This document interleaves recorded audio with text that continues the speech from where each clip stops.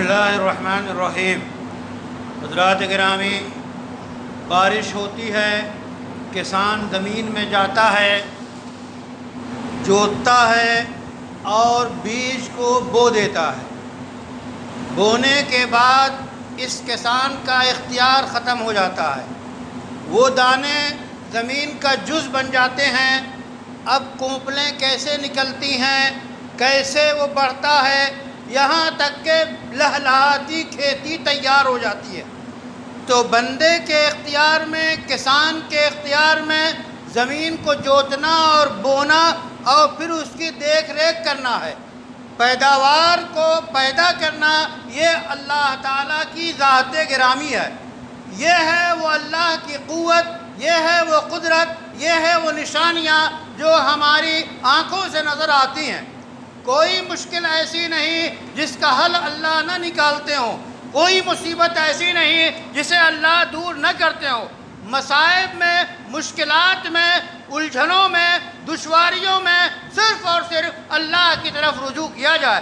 قرآن نے بتا دیا کہ دو چیزوں کے ذریعہ اللہ کی مدد طلب کرو، ایک ہے صبر کہ برداشت کرو، اور دوسرے ہے نماز کہ صبر اور نماز کے ذریعہ اللہ کی مدد کرو۔ اللہ کی مدد کے لیے دعا، نماز، استغفار، توبہ اور صبر کے ذریعہ اللہ کی مدد طلب کی جاتی ہے۔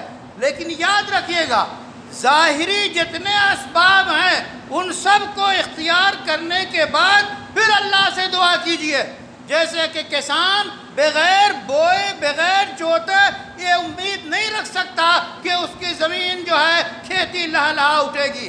اللہ کی قدرت کے اس سے بارش ہو جائے اور دانے مل جائیں یہ الگ ہے، لیکن عام حالات میں بغیر بوئے، بغیر جوتے کھیتی نہیں مل سکتی، پیداوار نہیں مل سکتی۔ اسی طرح دعاؤں کے لیے ضروری ہے اور صبر کے لیے، اللہ کی مدد کے لیے کہ جتنے ظاہری اسباب ہیں مصیبتوں کو دور کرنے کے، ان سب کو اختیار کر کے اللہ سے رجوع کیجئے۔ رسول اکرم صلی اللہ علیہ وسلم بدر کے میدان میں سجدہ ریز ہیں اور فرما رہے ہیں اللہ اگر یہ جماعت ہلاک ہو گئی تو آپ کی پوجا کبھی نہیں ہوگی۔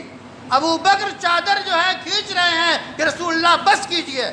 تو دیکھا آپ نے، ایک طرف ایک فوج مسلمانوں کی، مومنوں کی، صحابہ کی کھڑی ہے 313 سے، اور دوسری طرف 1000 سے زیادہ، اور اس کے بعد رسول اللہ سجدے میں ہیں۔ تو ظاہری تدابیر کو اختیار کر کے اللہ سے دعا کرنا، یہ ہے اللہ کی مدد آنے کا طریقہ۔ ہم سب ہاتھ اٹھاتے ہیں اور اللہ سے مدد مانگتے ہیں۔